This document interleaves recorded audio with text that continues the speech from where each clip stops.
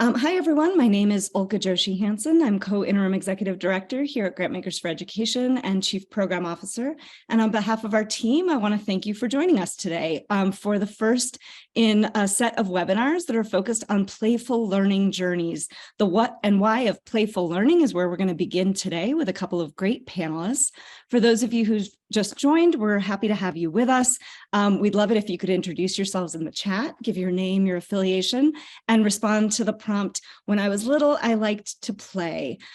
We have two fabulous panelists with us today who are part of national efforts and actually international efforts to really bring playful learning to life in communities all around the country. When we think about it, only about 20% of young people's lives is spent in the classroom. And so the question becomes, if we want to create ecosystems and environments where young people, young children can learn, what does that look like? And that's the question we're going to get answered today with by our two guests, Amanda Charles, who's a senior program associate at the William Penn Foundation, and Dr. Kathy Hirsch-Pasek, who has a couple of different roles at Temple University and the Brookings Institute.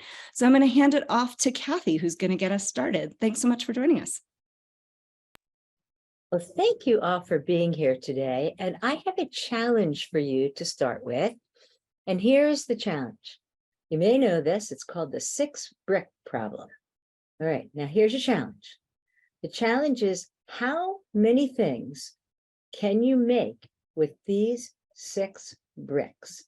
How many combinations can you make with these 6 bricks? And put your answer in the chat and we'll see how it goes. Remember, just to help you out here, there's 8 pips on the top of every brick, and the bricks, of course, can be rearranged in any order. This is your moment. Let's see what you come up with.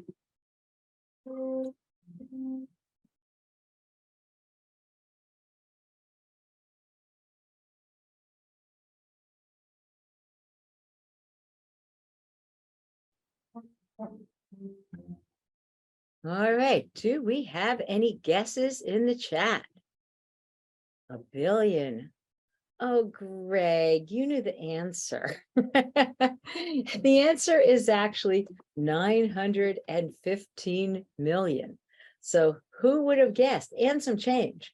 So that just shows you that there's a lot of room for creativity and play and for exploration if we don't box ourselves in. If we think not of the world that is, but about the world that could be.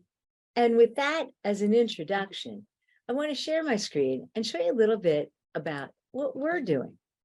So let me share it now. Did this all come through for you guys? It is, Kathy, except we are seeing your, there we go. Yep. All right, real good. All right. So I want to tell you about our journey into active, playful learning. And right now we're talking about it as kind of joyful teaching for deeper learning in and out of school. Now, Yuval Noah Harari really got me started in the way I think about this. He said the Industrial Revolution has bequeathed us a production line theory of education. And today, almost everyone knows that no matter its past achievements, it is bankrupt. And I think that's really true.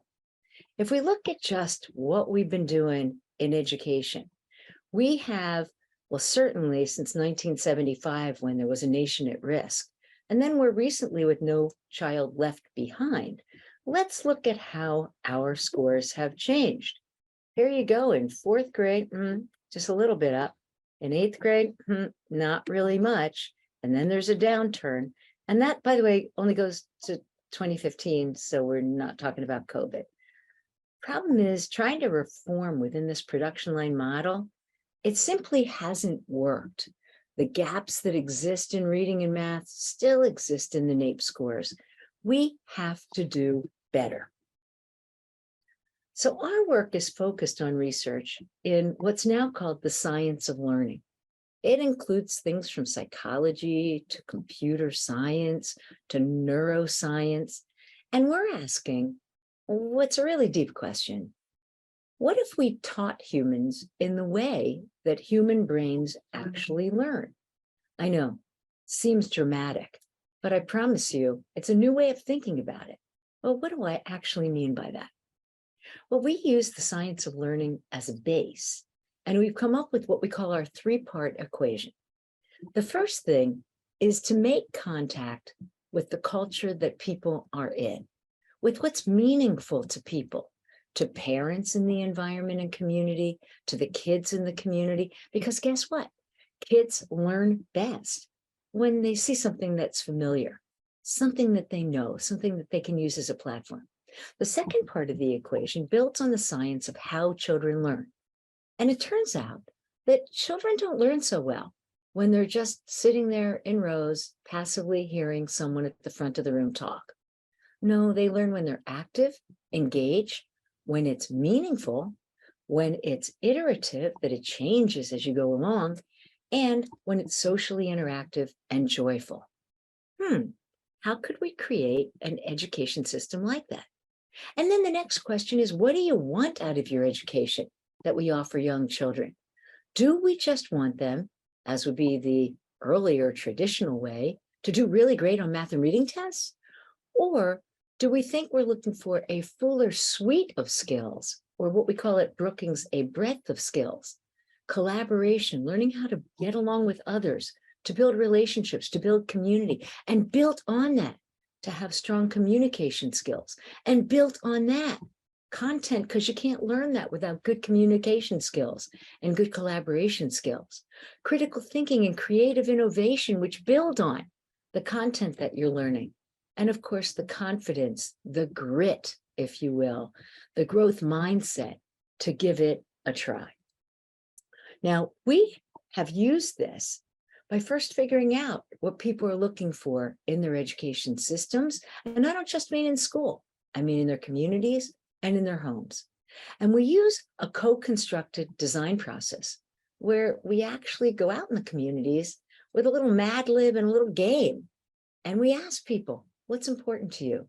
What are your values? What do you care about? This becomes part one of that equation. And it speaks, by the way, to being sensitive to diverse stakeholders and community members so that they can own the material and the process of learning. A really important piece if we're going to remove inequity in our society and in our educational process. Number two, we add that science of how by going to active, engaging, meaningful, social, iterative, and joyful learning.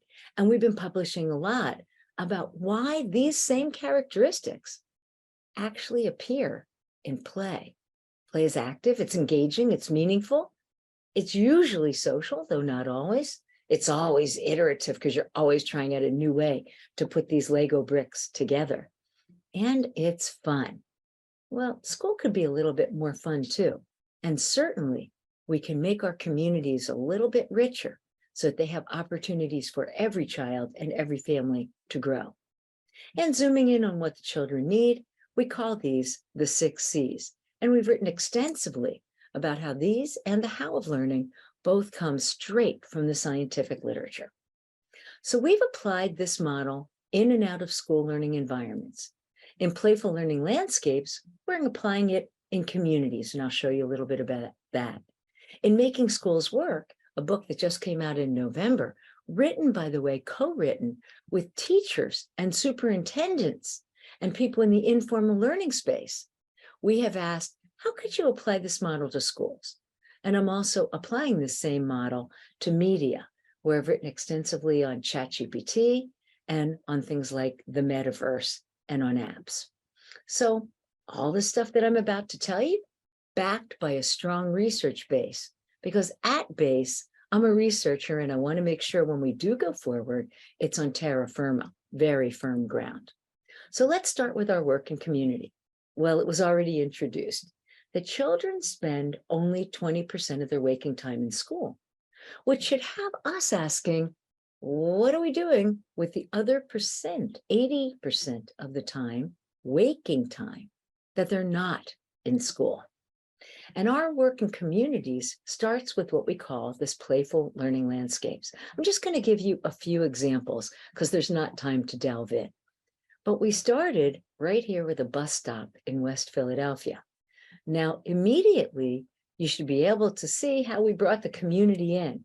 This was a small plot of land at a church, pretty much abandoned, and it was pretty worn down. But we asked the community, what did you want?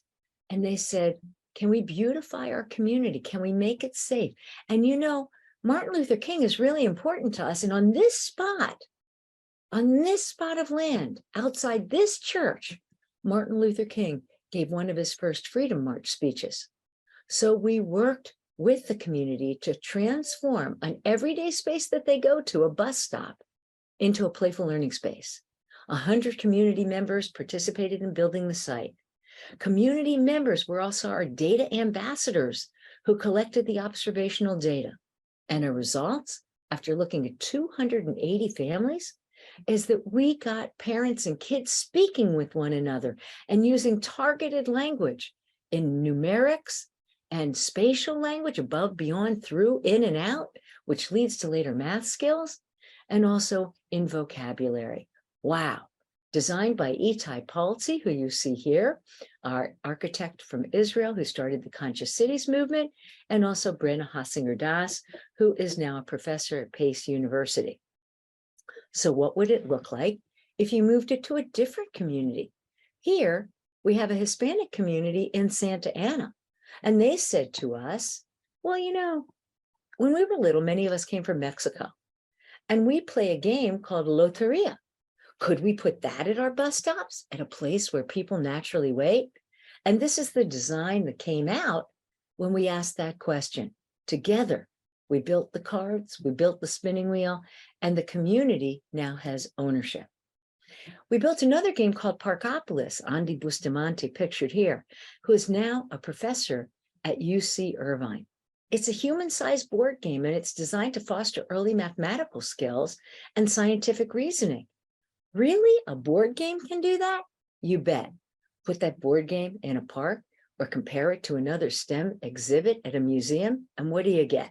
We looked at 111 kids and saw more parent-child interaction. We saw adults and children were starting to ask more questions, and they were targeting exactly the kind of language we hoped for. By the way, if you looked carefully here, you're going to see that we changed dice. What used to be 1 to 6? Well, now 1 to 6 in fractions. And take a peek over here. You see the number line, a shape zone, and this looks like a hopscotch, but it's really not. It builds executive function skills of attention and memory. Over here, Playbrary, also in Philadelphia. Could we change a library to enhance playful learning? You bet we can. Now our library has a climbing wall. Now our library has a puzzle that's literally built in to the stacks in which they can make seating through tangrams. And the kids love it and are doing spatial stuff and literacy stuff while they're playing at the library. By the way, parents start to put down their cell phone and playing with their kids. This is Fraction Ball. Andy Bustamante again had an idea. He painted a basketball court, cost all of $65. The results? When kids came out, 4th to 6th graders, for 4 physical education sessions, I just want you to hear that, 4 physical ed sessions, 15, 20 minutes each, 4 days only. These kids went back into their class and they knew decimal fraction conversion, one of the hardest things to get 4th and 6th graders to do. Our work in the school Bright Horizons gives us example 5. We're building a story wheel. Here you tell us who you want in the story, the context that you want in the story. What happened? How did you resolve it? Now you get to tell your story. But hidden in that is how we do the science of narrative structure, which helps kids learn to read. And over here, Dance Marathon. We have pictures that the kids, one kid stands on different pictures and the other kid tells them what they should jump for. Amazing. Learning pattern recognition while in preschool. Going to murals, here's our mural in Santa Ana. The community helped us decide what was important to put in that mural, and we turned it into an I Spy game. Or you could do our murals in Bright Horizons. Come to Philadelphia. See what we're putting in the city for the kids to look at. What did they love? What did the teachers want to see? We built it right in. And through our work, both at Brookings and Playful Learning Landscapes in Action, we've developed playbooks in multiple languages. We're already in Spanish, we're in Portuguese, we're in English, and we're soon coming out in Chinese. Along with that, we have clear ways to measure the impact of the installations on the interaction outcomes for families and for communities. So it's kind of a full package, and it's zooming around the world. In schools, we use the same three-part equation to create a new pedagogical mindset. And so far, our pilot work is offering very promising results. In suburban Philadelphia, in a relatively affluent school, district-wide kindergarten was coming in. We had a greater, the impact was a greater percentage of kindergarten first graders demonstrating grade level math and reading skills, and also a decline in special education and occupational therapy. Example 2 from Michigan. This one was a less well-resourced school, 78% Latino, 95% free lunch. And again, with a theme-based focus, we saw that the kids not only did better in each of the 6 C's, but the teachers were happier teaching, and the kids did better on their standard scores. Finally, we're in the state of New Hampshire, where again, we're seeing very promising results as teachers adopt a more playful learning mindset.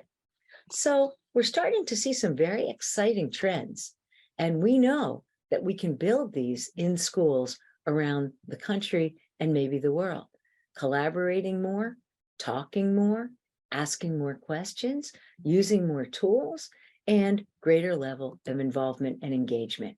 Just to give you a sense of our theory of change, we're looking to do an intervention, do the intervention in policy, schools, and families. The intervention has very particular outcomes, and it yields very particular impacts. For example, in schools, we hope that there'll be better teacher retention, and we hope the kids will actually keep wanting to learn and have a love of learning. We're now using this as an active playful learning grant that we just got from LEGO to study the scale up of this in 4 states throughout the country. Finally, we're using the 3-part equation to develop culturally rich education in the media sector. And here you see some of our work, A Whole New World Education Meets the Metaverse. And we've been doing work also with Sesame Street, with a group called Encantos, and with a group in India called Rangeet. All are backed by the scientific study and our research. So we're taking the science of learning and we're radicalizing it by putting it into the environment where people can actually use it. I call it edible science. It's accessible, it's digestible, and it's usable. So you see, using the science of learning as a base, we can take this 3-part equation for reimagining education, and we can use it in and out of school. As long as we have a strong learning goal and we use playful learning, there's virtually nothing that we can't do. So I want to thank all of our funders. I want to thank my collaborator, Roberta Golenkoff, and I hope you'll join us on this mission to change the world through playful learning. Thank you so much. Thanks so much, Kathy. That was great. I know I have a bunch of questions percolating in my mind, and I'm going to encourage those of you in the audience to please capture your questions and drop them into the chat as we go along. But, really appreciated, Kathy, that that overarching view of the science and some of the kinds of things that are going on. Amanda, really looking forward to hearing you speak about what this looks like in place and how it's helped to further William Penn's kind of goals, including your DEI and equity initiatives. Sure. Thanks, Olga. I'm just going to share my screen with all of you. There you go. Hi, everyone. My name is Amanda Charles, and I'm a senior program associate with the William Penn Foundation in Philadelphia. And before I get started, I just want to thank GFE and Olga and Kara for giving us this opportunity to share our work with all of you today. To thank Kathy, my amazing co-presenter, for being with me here today, and also to Sarah Lytle, who is manning the chat for us. Thanks, Sarah. As Olga said, I'm going to build on Kathy's presentation and show you a few examples from Philadelphia's Playful Learning Journey. But first, just want to give you a little bit of background on Philadelphia and our kids so you have a sense of what we're working. Of all the big cities in the United States, Philadelphia, unfortunately, has the highest poverty levels of them all. As you know, this is often reflected in the education system. And in Philadelphia, only 29% of third graders are reading at a proficient or an advanced level. But as many of you know, decades of research has shown that high quality early learning helps children become more successful in school and has been shown to help improve health and learning outcomes over children's lifetimes. To that end, the foundation is primarily an early childhood education funder. Within our early childhood work, we have a focus on early literacy, which is a theme you'll see throughout the examples I'm going to show you. And we're focused really on two broad goals: getting children ready for school and reading on grade level by the end of third grade. About 6-7 years ago, we learned of the Playful Learning Initiative from Kathy and integrated it into our strategy. I'm showing you this graphic so you have an idea of where and how playful learning fits into our work. Playful learning hasn't replaced our home visiting work, the work we do to support families, the work we do around making early childhood centers higher quality, or the work we do in schools. Rather, playful learning is a complement to those strategies and ensures that our funding is holistic in nature. By including playful learning in our funding portfolio, we're supporting early learning in the spaces and places where children and families really spend the most time. You know, Kathy mentioned that 80% of time children spend in their communities, and that's really what we're trying to leverage by creating all these opportunities in public spaces and neighborhoods. We support equipment, or to use a very technical term, stuff that is like active and engaging and content rich and likely to facilitate those literacy skills that we're really looking for. We support a lot of programming in this space.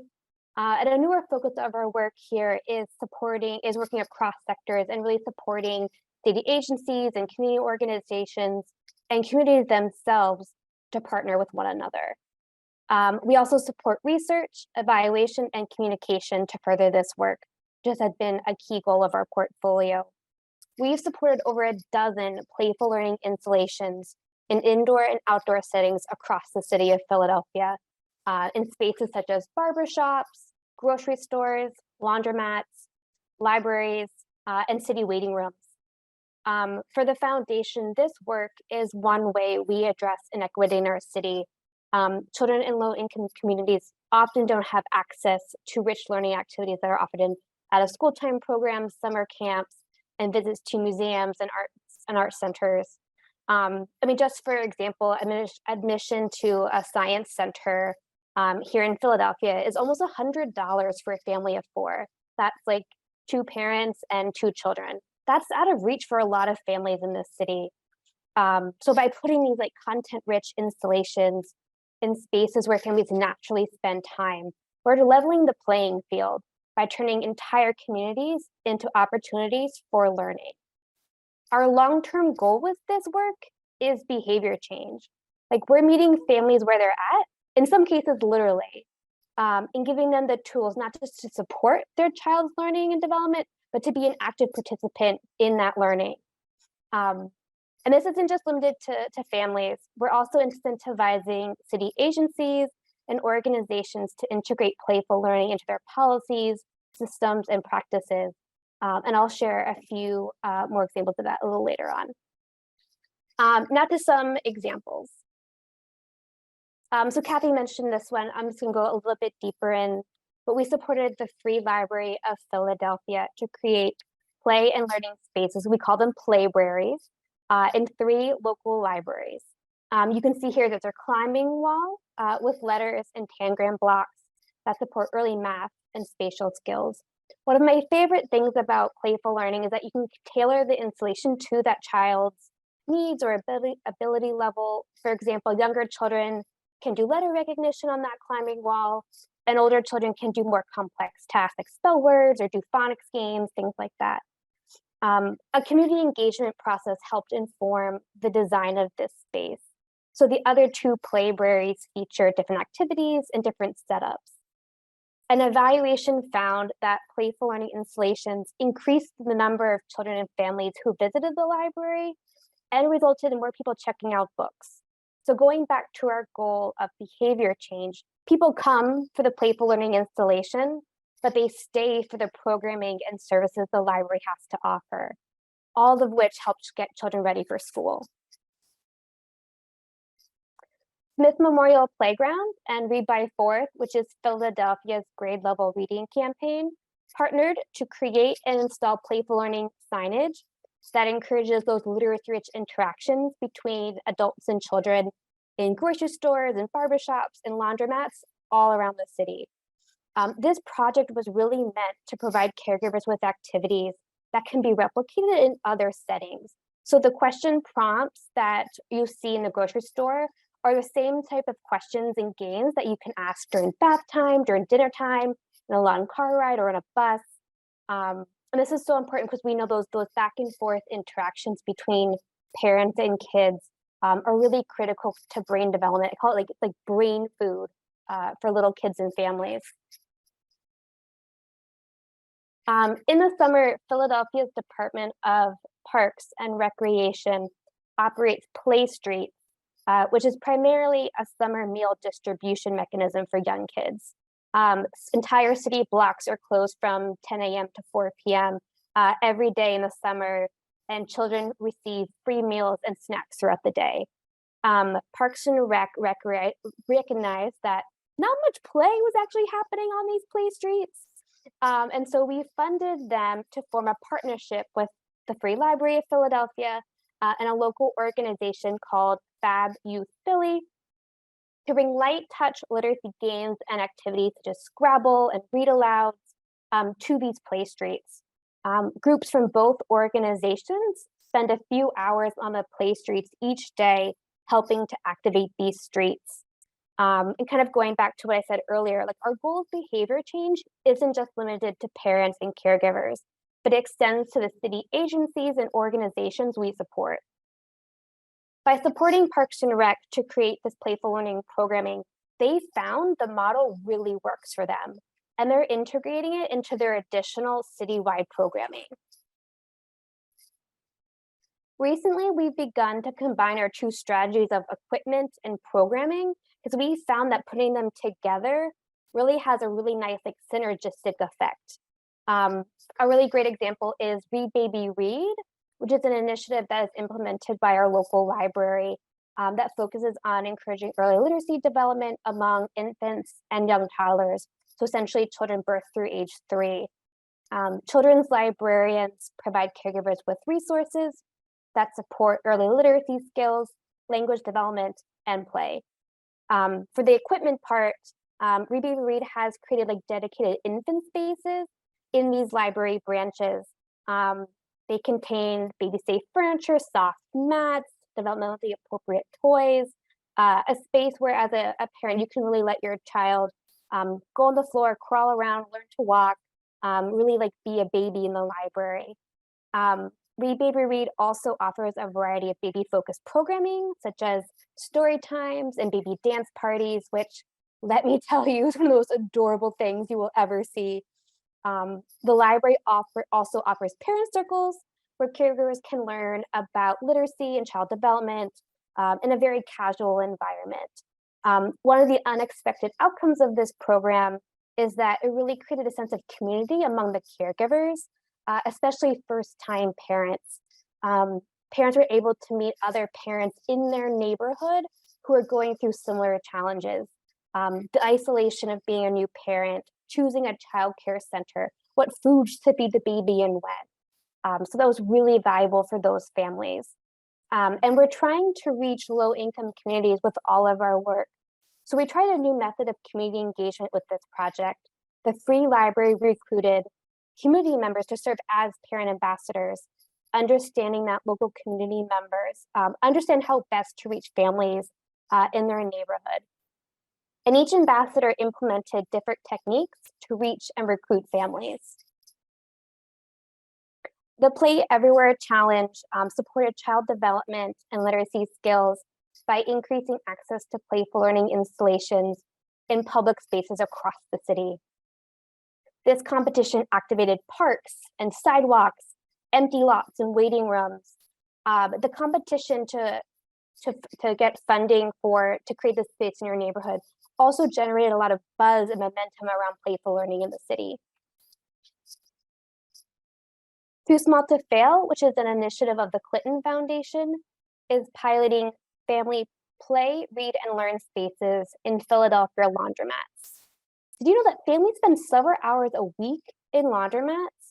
So these informal learning environments feature equipment that engages children and families and opportunities for literacy and language development while they wait for the laundry to finish up.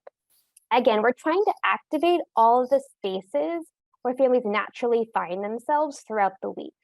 The goal is for families in every community across the city to have access to these types of environments everywhere they go. So the behaviors these installations support become part of their everyday routine. So if you're seeing question prompts at the laundromat, in the grocery store, in the barbershop, those question asking habits just become routine and rote. So you're asking them on the bus and at bath time and dinner time, they just become part of your everyday routine. Speaking of where families spend time, about this time last year, we launched a campaign on our public transit system that placed fun, engaging early literacy prompts and messages at stations along a local subway line, bus shelters, and in and on buses and subway cars. Something I want to point out here is that this work really aims to spark awareness and action. So as you can see above in the top photos, there's a prompt that helps parents understand and build an awareness on how to support their child's literacy development. And then in the same environment, there's an action prompt that enables parents to enact those very behaviors that we know support child's development. Excuse me. We're also supporting local partners to integrate playful learning into their policies, practices, and systems. For example, the foundation recently supported the City of Philadelphia's Office of Children and Families to hire a playful learning fellow. Sorry, the office houses the majority of city agencies who are focused on family and kids' well-being. Parks and Rec is in that office, out of school time, early childhood, and the library all fall under our Office of Children and Families. And the fellow is focused on embedding efforts to embed playful learning across city agencies and to identify new opportunities to advance playful learning in the city. I kind of call them like our inside man. So that's just some examples of how Philadelphia is supporting playful learning. My email's there. You're welcome to reach out to me at any time. And now I'm going to turn it back over to Olka. Great, thanks so much. And to those of you who are joining us today, I, again, want to encourage you to drop your questions in the chat, but I have a few to start with. And, you know, Amanda, I know that for William Penn, your focus is on early childhood, but I know there are folks on this webinar, and Kathy, you spoke about the way in which play is a state of mind. And so I'm wondering if you could just speak a little bit more to the benefits that this kind of playful mindset benefits and can be of interest to funders who may not be just in the early childhood space, but are actually working K-12 and even into post-secondary. Yeah, absolutely. A lot of the projects that Amanda and that I showed you really are not lodged in early childhood at all. That is, we started there. It was our expertise for sure, but they're very intergenerational. And I think of it as creating the new public square. I've always been amazed when I've been in Italy that they have these piazzas, right? I wish America had more piazzas where people would just go hang out, you know, meet somebody you never met before. And in those spaces, you see everybody engaged and speaking with one another. We've kind of lost that in the US, I think. I think it's time to bring it back. Right now, we spend too much time sitting at home, and I'm talking about adults, just in front of our cell phones. And I don't know anybody. I've asked this question around. I go to Trader Joe's and just ask questions. It's really weird. But I asked the question, like, do you know of any adults who could use a little recess? I don't know anybody who would say no. I mean, times are truly stressful, and we have a lot of issues that we have to contend with, inequity being one of the biggest ones. In playful learning landscapes and the projects that Amanda just showed you in that support, you're not just changing a program, you're changing a community. And when you change a community, you do several things. One is you build up the I can in that community, and you beautify the community. You make an area safer. Let's just take the example of the bus stop, or many examples we could give you in Philly. Honestly, the areas we've worked in, some of them you would have said are too unsafe to go into. Well, the minute you put a playful learning landscape in, guess what? Everybody can go out again because the people who are doing whatever they do in the unsafe places, they don't come to playful learning landscapes. In fact, we're 5 years in at Urban Thinkscape and we don't have any graffiti. Can you, let me try to, say it again. We're in an under-resourced area that is riddled by graffiti everywhere. And in our little space, that little plot of land, there's no graffiti. In that library where people didn't used to come, you know what really happened? Yeah, it was a safer place for their kids too, but people started coming and looking for jobs. They started using the library again. There was an upshot in the number of library cards. So I could show you this over and over in so many places. And for those who are wondering too, by the way, I just want to let you know, I use the same playful learning strategies in my college classroom. And that's the way I teach them. And my students, now there's a real difference in what my students learn and others. I'll tell you that from the get-go. 2 years out, I once asked my students, I said, could you take the midterm in my class? How would you do? Now, I just want you to guys all think about that. All right. Most people said, like 10 minutes out, we could not take a midterm or a final in a class. 2 years out, these students say they could take it. And they have learned enough that it's deep, it's ingrained in them. What it takes is a systemic view. And I think that's what I call a surround sound view of intergenerational learning and places to explore. Amanda, I don't know if you want to hop in there at all. Yeah, I would just add that for us, in order to create the outcomes we're really going for, we have to create a space where families want to spend time. In order to do that, you have to do a really robust community engagement process. Because if it's not a space that families enjoy and want to visit, like they're not going to spend time there and not going to engage with the signage or the activities we have there, that prompts those early learning behaviors. So you really have to create a space for the whole community where everyone feels welcome and where they want to spend time, whether that's teenagers or older adults. So I want to ask, and this distinction may not be important, but I can imagine there are people who are watching this and trying to just pull apart a little bit. What's distinct about playful learning versus a lot of the other efforts that are going on to create learning experiences and learning context for young people? And so, what's the invitation for folks to learn from the playful learning movement? Well, there are distinctions between a playground and what we're doing.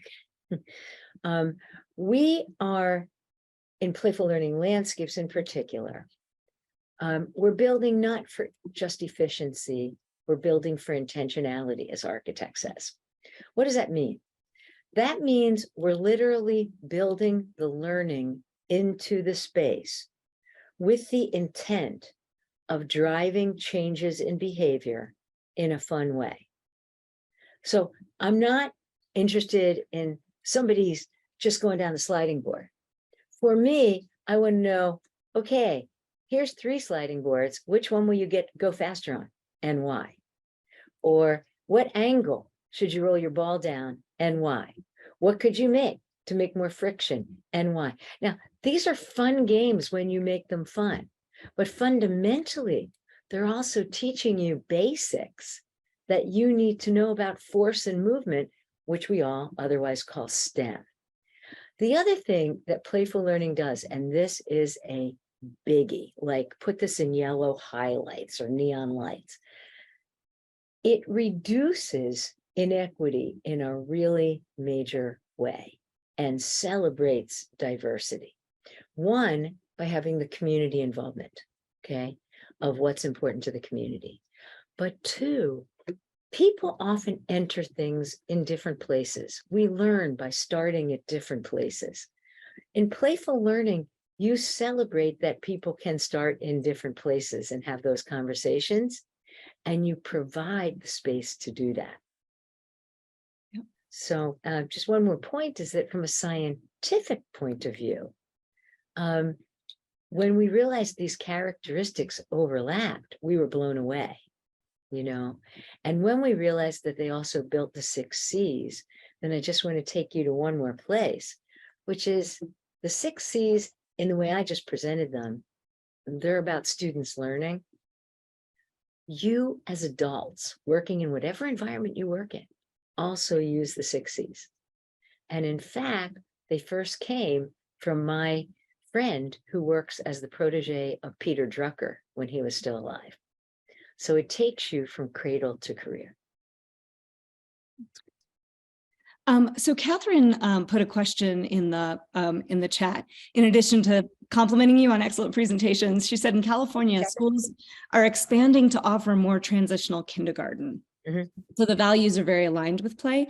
They're trying to figure out how best to support superintendents and early childhood leads regarding efforts to support a play-based curriculum and play-based learning in transitional kindergarten. So do you have suggestions on how to best support play for these youngest grades in an elementary school? Yeah, actually, that's what the whole Active Playful Learning Grant is about. We just received, by the way, if any of you want to help and join in here, we found that we have picked the best team, honest to God, in the world. Our 2 methodologists are the best methodologists that have ever worked in this. We have really the top scientists. 2 people were Department of Education deans. I mean, we're like rocking it. We took it. I called out all my cards on this one, and we still need a little bit more funding to pull it off in the way we want to pull it off. But my answer to you is yes, but be careful. When you support playful learning and transition to playful learning, you can do it in one of 2 ways, by just adding play. And then you think you did it, but you didn't. The playful learning really has a curricular goal in mind. It's not just go out in the back and you'll learn how to read. That we know doesn't work. I should also tell you, look, I started out years ago thinking that free play was going to be God's answer to the world, you know? Like I thought, oh, everyone can learn everything in free play. I really did. But as a scientist, I'm obliged to test my hypothesis, not just believe it and sell it. So as a result, I went and tested it in every single study that I ran. Free play doesn't get you the purchase that guided play does. It has the, if you will, guided tinkering that you have in direct instruction. It allows you to hone in, but it gives you agency and choice. So there are ways to support this as a pedagogical approach to kindergarten without changing anyone's curriculum, which is important to us. It's a pedagogical approach, a mindset. We're not rewriting people's curriculum. And once you have that approach, teachers are raving about it because now they want to teach again. It's the reason they went into teaching.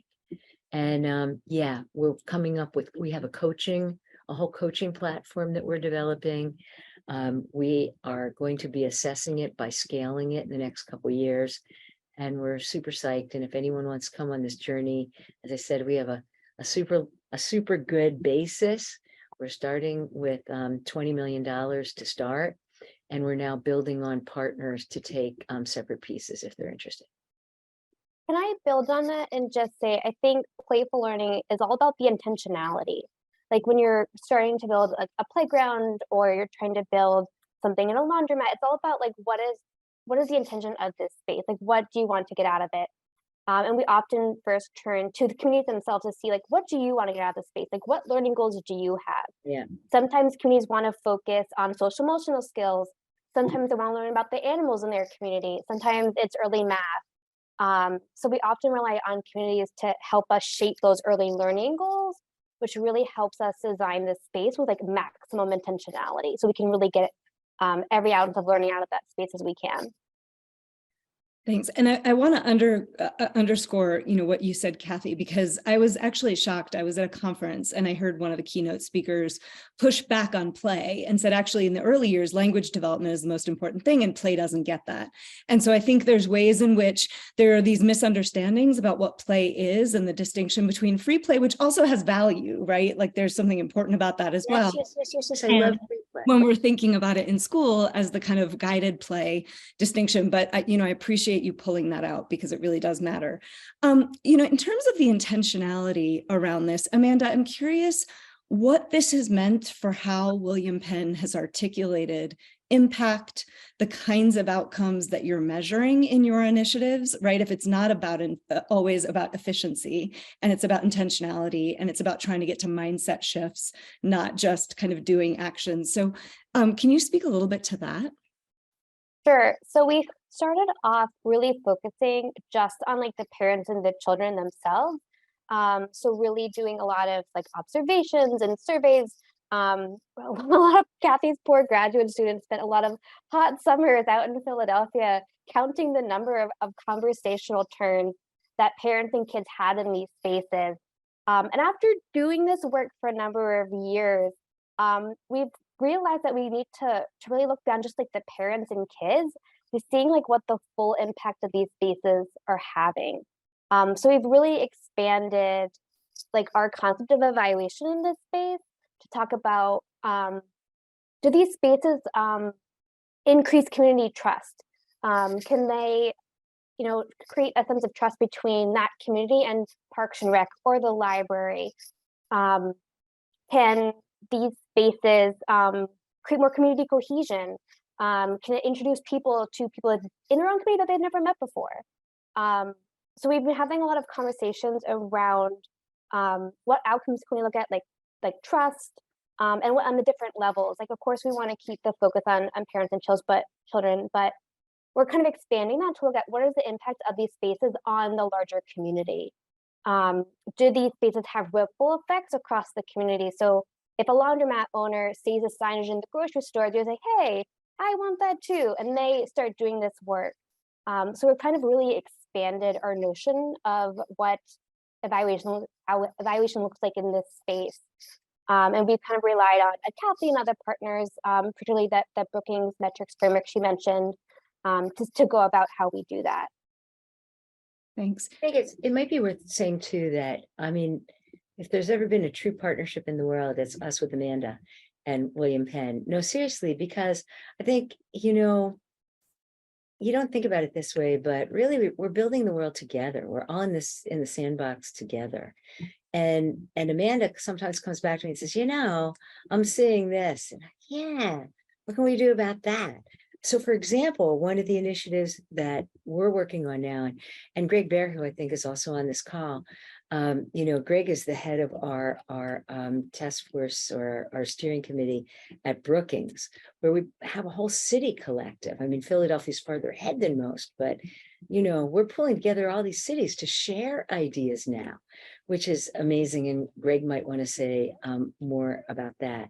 But just as a couple of examples, Amanda said, wow, wouldn't it be really cool if we could think up a certification, a way of really certifying whether it has that intentionality or not. And in fact, we've been working on it. We've been working on it with Greg and his team at Brookings. And by gosh, we're about to launch a certification with Sarah. And Sarah, you could pop in here too. Second, Amanda said, wow, we were thinking about this at William Penn, and wouldn't it be really great if we could teach architects how to have that intentionality so they could learn, some of the science and how to do this.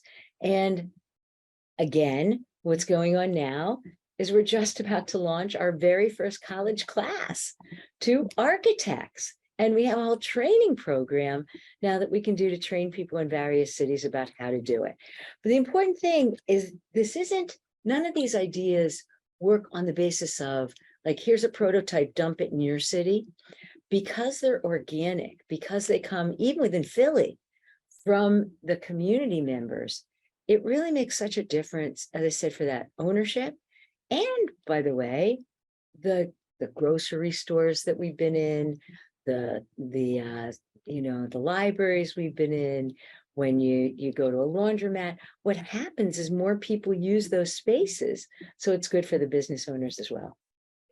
That's great. And I want to get to a second question in the chat, but first I'd like to ask, just to build on this, Kathy, are there places around the world that are further ahead in doing this work? And what is there that we can sort of expect to see on the horizon if we keep doing this, knowing that it's not sort of a turnkey, but certainly if you go in this direction, here's the kind of things you start seeing. Well, I mean, the first thing you'll start seeing is that you see more beautification in neighborhoods.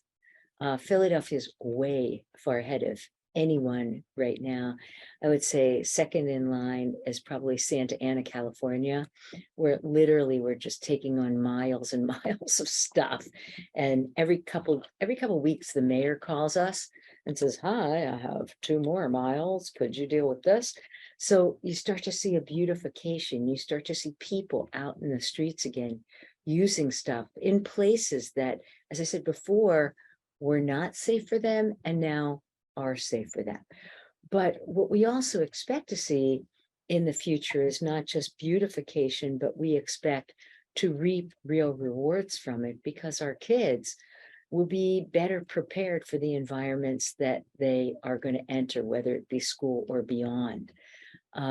We know from the literature, the kids who have more puzzles in their homes, they tend to be more spatially advanced when they're 3 and 4, and your 3-year-old spatial score, by that I mean ability to rotate, do a puzzles, play with magnetiles, all the stuff that seems so familiar to us, but that might not exist in an underserved environment. Well, we're putting it in that environment by putting it in playful learning landscapes.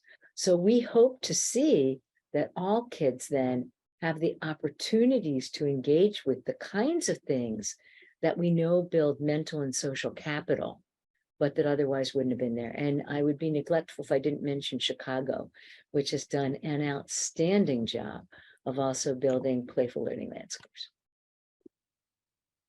Amanda, anything to add on that? And you don't have to, I'm not putting you on the spot. I just want to make sure we have room for your voice. No, thank you.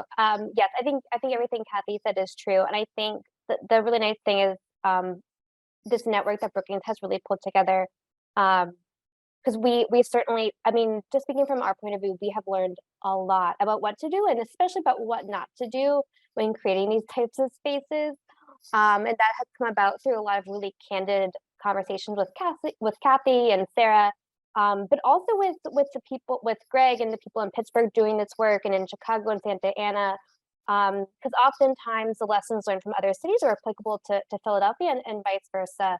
So it's been really helpful to have this network of other cities and other individuals doing this work, so we can really share and learn with one another. That's great. And thank you, Greg, for putting a lot of links in the chat. We're going to have to scrape this chat and put it up with the video.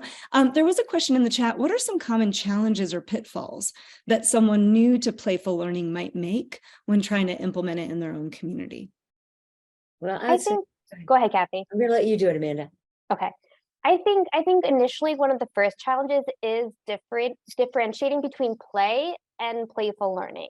Yeah. A lot of the times for people who are very familiar with play, it can be hard to get them to take that next step into playful learning. They'll often stop at play, which most people's comfort zone. So I think getting them over that first kind of like hump into playful learning can be challenging. And I think another challenge is this work is so dependent on the community engagement process, like really doing it authentically and doing it well. So you need to find the organizations who really have those strong community ties, who can help you facilitate a process that you get to a space where people want to spend time. Because again, you can spend a lot of money on a beautiful space that no one ever visits. So it's really important that this space, is actually true to the science of playful learning and is somewhere that people want to spend time. So Amanda and Kathy, what are examples of organizations like that you've partnered with in your city, just to give folks an idea, like, hey, if I were looking in my city, here might be the kinds of places I would look for community partners? Sure. In Philadelphia, the city agencies we started with were the Free Library of Philadelphia and our Department of Parks and Rec. they see families and children day in, day out. So it was pretty easy for them to understand the concepts of playful learning and how it can really benefit children and families. In terms of like the community organizations we've worked with, we've really turned our attention to organizations who are really present in our local affiliate of the Campaign for Grade Level Reading, which in Philadelphia we call Read by Fourth. So we have a lot of very active community-based organizations in those communities who we've gotten to know, and they've also been grantees of ours before. So we knew they had really strong community relationships, community ties, and could kind of facilitate that process in a new engaging way.